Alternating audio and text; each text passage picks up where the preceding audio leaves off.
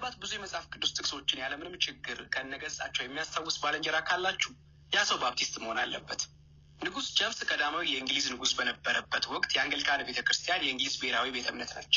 ንጉሱም ደግሞ የቤተክርስቲያኒቱ የበላይ ጠባቂ ፊዴ ዲፌንሶር ነው። ሁሉም እንግሊዛዊ የአንግሊካን ቤተክርስቲያን አባል መሆን መንግስታዊ ግዴታ አለበት። አዎ ሁሉም መንግስታዊ ቤተክርስቲያናት በዚህ መልኩ ነው የሚሰሩት። ለዚህ አሰራር የአንግሊካን ቤተክርስቲያን የመጀመሪያም የመጨረሻም አይደለም። ችግሩ ፒዩሪታን በመባል የሚታወቁት የእንግሊዝ ሪፎርምድ ክርስቲያኖች እንደዚሁ ደግሞ የእንግሊዝ ሰፓሬቲስቶች ወይንም ደግሞ ቤተክርስቲያን ከመንግስት መለየት አለባት የሚሉ ወገኖች ይህንን አልወደዱት። ቤተክርስቲያን መንግስታዊ ብትሆንም እንኳን ሙሉ በሙሉ እነሱ እንደሚፈልጉት ሪፎርምድ መሆን አለባት የሚሉ ካልቪኒስቶች እና ገፋ ሲል ደግሞ ቤተክርስቲያኒቱ ከመንግስት ጋር ያላትን ጋብቻ ፈጽሞ ማቋረጥ አለባት የሚሉ እንደ ጆን ስሚዝ ያሉ ቀሳውስትና መምህራን በቤተክርስቲያኒቱ ነበሩ። ስሚዝ በ1594 የአንግሊካን ቤተክርስቲያን ካህን ሆኖ በካምብሪጅ ማገልገል የጀመረ ሲሆን የቤተክርስቲያኒቱን የውስጥ አሰራርና ፖለቲካዊ ጋብቻ ይህ መጽሐፍ ቅዱሳዊ ነው ብሎ ያስብ ነበረ። ስሚዝ የእንግሊዝ ቤተክርስቲያን ሙሉ በሙሉ ከመንግስት መለየት እንዳለባት በተለያዩ የቤተክርስቲያን ጉባኤያት በግልጽ ይናገር ነበረ። ሆኖም ግን በእንግሊዝ ምድር እየኖሩ የእንግሊዝን መንግስታዊ ቤተክርስቲያን መቃወም እጅግ በጣም አዳጋች በመሆኑ ስሚዝና የተወሰኑ ተከታዮቹ በ1608 ወደ ኔዘርላንድ አምስተርዳም ተሰደዱ። በኔዘርላንድ አምስተርዳም ብዙ ሜኖናይቶች ስላሉ የተሻለ የሃይማኖት ነጻነት ነበር። ስሚዝ አናባፕቲስቶችን በኔዘርላንድ አምስተርዳም ካገኘ በኋላ የህፃናት ጥምቀት ላይ ያለው ምልከታ ተቀየረ። በእርግጥም እነሱ እንደሚሉት ስለ ህፃናት ጥምቀት ምንም አይነት መጽሐፍ ቅዱሳዊ ድጋፍ ማግኘት እንደማይቻል ስሚዝና ተከትሎት የሄዱ ጥቂት ምዕመናን ተረዱ። ወደ ስሚዝን ጨምሮ ሁሉም ተከታዮቹ በድጋሚ ተጠምቀው አናባፕቲስት ሆኑ። ሆኖም ግን በይፋ የሜኖናይትን እንቅስቃሴ አልተቀላቀሉም ነበር። ጆሴፍ ስሚዝ ሜኖናይቶችን ለመቀላቀል አጥብቆ ቢፈልግም ጥቂት የማይባሉ ተከታዮቹ ቶማስ ሄልዊስን ተከትለው በብዙ አመለካከታቸው ሜኖናይቶችን ስለማይመስሉ ወደ እንግሊዝ ተመልሰው የባፕቲስት እምነትን ማስፋፋት እንዳለባቸው በማመን ወደ ለንደን ተመለሰ። ቶማስ ሄልዊስ ጥቂት ከማይባሉ ተከታዮቹ ጋር ወደ ለንደን ከተመለሰ በኋላ ለንደን ከተማ ስፒትፊልድስ በሚባል አካባቢ የመጀመሪያው የባፕቲስት ቤተክርስቲያን በ1612 ተመሰረተ። ይህ የባፕቲስት ቤተክርስቲያን በተለምዶ ጀነራል ባፕቲስት ወይንም ደግሞ ፍሪዊል ባፕቲስት የምንላቸው የአርሜኒያን ባፕቲስቶች ቤተ እምነት ከሜኖናይቶች ጋር ያላቸው ልዩነት የቤተክርስቲያን አስተዳደር ክርስቲያኖች በተለያዩ ፖለቲካዊ፣ ወታደራዊ እንደዚሁም ማህበራዊ ጉዳዮች ላይ እንዲሳተፉ መፍቀዳቸው ብቻ እንጂ መሰረታዊ የሚባል የስነ መለኮት ልዩነት አላቸው ለማለት ይቸግራል። የሾርት ዲክላሬሽን ኦፍ ዘ ሚስትሪ ኦፍ ኢኒኩዊቲ በሚባለው አጭር ጽሑፉ ቶማስ ሄልዊስ መንግስት ቤተክርስቲያንን መቆጣጠር የለበትም፣ በእንግሊዝ ምድር ለባፕቲስቶች፣ ለካቶሊኮች ብሎም ደግሞ ለአይሁዶች የሃይማኖት ነጻነት ሊፈቀድ እንደሚገባ በመግለጹ በእንግሊዝ ንጉስ ቀዳማዊ ጄምስ እንደ ሀገር ካሪ ተቆጥሮ ለዕድሜ ልክ እስራት ወደ ወህኒ ቤት ተወረወረ። የተወሰኑ ባፕቲስት ክርስቲያኖች በ1630ዎቹ በእንግሊዝ ባሉ ፒዩሪታንስ ወይንም ሪፎርም ክርስቲያኖች ትምህርት ተጽዕኖ ስር ሊገቡ ቻሉ። በመሆኑም የካልቪኒስቶችን የእግዚአብሔር ሉዓላዊነት፣ የሰው ልጅ በኃጢአት ምክንያት ፈጽሞ የመንፈስ ሙት መሆኑን፣ ውስን ቤዛዊነትን የሚያምኑ ባፕቲስቶች ሆኑ። ይህም ፓርቲኩላር ባፕቲስት አሰኛቸው። በ1638 በጆን ስፔንሰር የምትመራው የባፕቲስት ቤተክርስቲያን በይፋ የካልቪኒስቶችን የውስን ቤዛዊነት ትምህርት ተቀበለች። ከዚህም የተነሳ ሪፎርምድ ባፕቲስት አንዳንዴም ደግሞ ፓርቲኩላር ባፕቲስት ተብሎ ይጠሩ ጀመረ። ከጀነራል ባፕቲስት ይልቅ የፓርቲኩላር ባፕቲስት ትምህርትና ልምምድ በባፕቲስቱ ዓለም ትልቅ ተጽዕኖ ያለው እየሆነ መጣ። በ1689 የለንደን ባፕቲስት የእምነት መግለጫ እነሱም ከተቀሩት ጀነራል ባፕቲስቶች ሆነ እንደ ሪፎርምድ ካሉ ጸረ አጥማቂ ትውፊቶች የሚለያቸውን የእምነት አቋም ግልጽ አደረጉ። በ1639 ጆን ክላርክ የተባለ ዶክተርና ሰባኪ በኒውፖርት ሮድ አይላንድ በአሜሪካ ምድር የመጀመሪያውን የፓርቲኩላር ባፕቲስት ቤተክርስቲያን መሰረተ።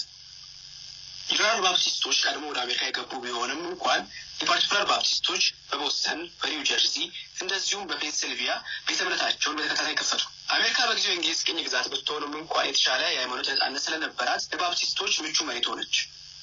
ዛሬ ላይ ከ40 ሚሊዮን በላይ አባላትን ከ40 ሺህ በላይ አጥቢያ ቤተክርስቲያናትን ያቀፈው የሳውዘርን ባፕቲስት ኮንቬንሽን የሪፎርምድ ባፕቲስት ወይንም ደግሞ የፓርቲኩላር ባፕቲስት ትውፊት አካል ነው።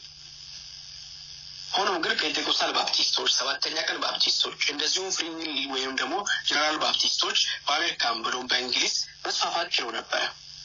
ነገር ግን የፓርቲኩላር ባፕቲስት ወይም ደግሞ የሪፎርምድ ባፕቲስቶችን ያክል ትልቅ ግዝፈት ሊያገኙ አልቻሉም። በዚህ ቪዲዮ የሁሉንም የባፕቲስት ቤተክርስቲያናት ትምህርት ለማካተት እጅግ በጣም አዳጋች ነው። ሁሉም በጋራ የሚስማሙበትን ትምህርታቸውን ከዚያም ደግሞ የሪፎርምድ ባፕቲስቶችን የደህንነት ትምህርት እንመለከታለን። የባፕቲስት ትውፊት በአጥቢያ ቤተክርስቲያናት ፍጹም ስልጣን የሚያምን ትውፊት ነው። ምን ማመን እንዳለበት፣ በማን መመራት እንዳለበት እንደዚሁም ምን አይነት የአምልኮ ስርዓት መከተል እንዳለበት የሚወስነው የአጥቢያ ቤተክርስቲያናት ጉባኤ ነው። ስለዚህ ማዕከላዊ ሆነ አገር አቀፋዊ እንደዚሁም ዓለም አቀፋዊ ቤተ እምነት በባፕቲስት ትውፊት ውስጥ የለም። የባፕቲስት አጥቢያ ቤተ ክርስቲያናት ራሳቸውን እንደሻሉ ቤተ እምነቶች የሚንቀሳቀሱ ሲሆን በአገር አቀፍ ወይንም ደግሞ በዓለም አቀፍ ደረጃ እንደ በጎ ፈቃዳቸው በኮንቬንሽን ወይንም በፌሎሺፕ አሊያም ደግሞ በአሶሲዬሽን ሊጣመሩ ይችላሉ። ይህ ማለት አገር አቀፍ ማህበሩ የጋራ የእምነት አቋም ቢኖረውም እንኳን የአጥቢያ ቤተ ክርስቲያናት የራሳቸው ትምህርትና ልምምድ እንደዚሁም ስርዓት ሊኖራቸው ይችላል ማለት ነው። አስፈላጊ ሆኖ ካገኙት በማንኛውም ሰዓት ኮንቬንሽኑን ለቀው መውጣት ይችላሉ። በምንም አይነት ማህበር ከሌሎች ባፕቲስቶች ጋር የማይጣመሩ ወይንም ደግሞ ያልተጣመሩ አጥቢያ ቤተ ክርስቲያናት ደግሞ ኢንዲፔንደንት ባፕቲስት ይባላሉ። ስለዚህ ከሌሎች የፕሮቴስታንት ትውፊቶች በዚህ የቤተ ክርስቲያን ምልከታቸው በእጅጉ ይለያሉ። ባፕቲስቶች መጽሐፍ ቅዱስ የመጨረሻ ስልጣን እንደሆነ አጥብቀው ያምናሉ። ማንኛውም ትውፊት የቤተ ክርስቲያን ጉባኤ እንደዚሁም ደግሞ የአበው ምልከታ ከመጽሐፍ ቅዱስ ጋር ሊተካከል አይችልም ብሎ ያስተምራሉ። ትውፊት በባፕቲስቶች ስነ መለኮት ውስጥ እጅግ በጣም አነስተኛ ሚና ያለው ሲሆን ትምህርታቸውን በመጽሐፍ ቅዱስ ብቻ ይመሰርታሉ። በባፕቲስት ትውፊት እያንዳንዱ ምዕመን መጽሐፍ ቅዱስን በግሉ የማንበብና የመተርጎም መብት ብቻ ሳይሆን ግዴታም ጭምር አለበት። የቤተ ክርስቲያን መሪዎች ወይንም ሊቃውንት ብቻ መጽሐፍ ቅዱስን መተርጎም መብትና ስልጣን አላቸው የሚለውን እሳቤ አጥብቆ ይቃወማሉ። ቅዱሳን በሙሉ መንፈስ ቅዱስን የተቀበሉ ካህናት ናቸው። ስለዚህ እግዚአብሔር በቃሉ በኩል እያንዳንዱ ልጆቹን ሊያናገር ይሻል ብለው ስለሚያምኑ እጅግ በጣም ብዙ የባይብል ስተዲ ወይንም ደግሞ የመጽሐፍ ቅዱስ ጥናት መርሃ ግብሮችን ለምዕመናኖቻቸው ያዘጋጃሉ። ይህ ብቻ ሳይሆን እያንዳንዱ ምዕመን በዘፈቀደ ወደ መተርጎም እንዳይሄድ የመጽሐፍ ቅዱስን ስነ ስርዓት ትምህርት ይሰጣሉ። የመጽሐፍ ቅዱስን አውዳዊ ፍቺ ለመረዳት በመጽሐፍ ቅዱስ ያልተዘገበ ከትውፊት ወይም ደግሞ ከሌላ ከተጻፉ ምንጮች የሚገኝ የቤተ ክርስቲያንን ታሪክ፣ የጥንት ክርስቲያኖችን ባህልና አመለካከት በጥልቀት ያጠናሉ። በዓለም አቀፍ ደረጃ ያለ ልዩነት ቤተ ክርስቲያን የምትቀበላቸውን ጉባኤያት እንደ ባለስልጣን ባይሆንም እንደ ትልቅ የትምህርት ምስክርነት ይቀበሏቸዋል። ሆኖም ግን በቂ ታሪካዊ ማስረጃ ሊቀርብባቸው በማይችሉ በተለይም ከአራተኛው ክፍለ ዘመን በኋላ ወደ ቤተክርስቲያን እንደገቡ በሚታሰቡ ትውፊቶችና በቂ መጽሐፍ ቅዱሳዊ ምስክርነት ሊጠራባቸው በማይችሉ ትምህርቶች ላይ ጠንካራ ተቃውሞ አላቸው። ደህንነት ለባፕቲስቶች ከምንም አይነት በጎ ስራ ሆነ በሰዎች ከሚከወን ልምምድ አይገኝም ብለው ያምናሉ። ስለዚህ አንድ ሰው በኢየሱስ ክርስቶስ ሞትና ትንሣኤ ቢያምን ያለምንም ቅድመ ሁኔታ እንደሚድን ከዳንም በኋላ መሰረታዊ ክርስትና ትምህርቶችን በመማር ደቀ መዝሙር እንደሚሆንና እምነቱንና መታዘዙን ለማሳየት እንደሚጠመቅ ያምናል። ሁሉም ባፕቲስቶች ናቸው ለማለት ባይቻልም አብዛኛዎቹ ባፕቲስቶች በቅድመ ውሳኔ ትምህርት ያምናሉ። ይኸውም ሰው በአዳም በሰራው ኃጢአት ምክንያት መንፈሳዊ ሞት እንደሞትና በራሱ ተነሳሽነት እግዚአብሔርን ለማስደሰት አቅም የሌለው ከሞት ጥላ በታች የሚኖር የኃጢአትና የጨለማ ስልጣን ባሪያ ሆነ ብሎ ያስተምራሉ።